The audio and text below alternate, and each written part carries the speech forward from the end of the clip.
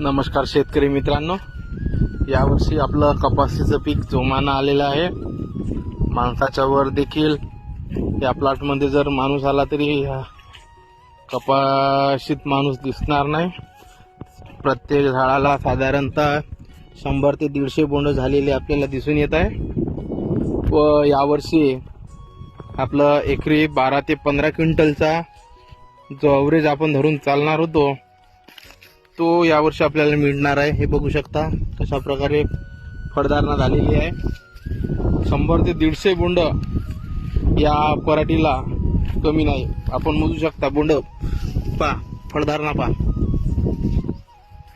आणि ओला दुष्काळ तर बिलकुलच नाही आहे. मुख्यमंत्री साहेब म्हणतात की ओला दुष्काळ आपल्याला जाहीर करता येत नाही, पण महाराष्ट्रात तर बिलकुल पाणी म्हणजे कामापुरताच पडलेला आहे. धन्यवाद.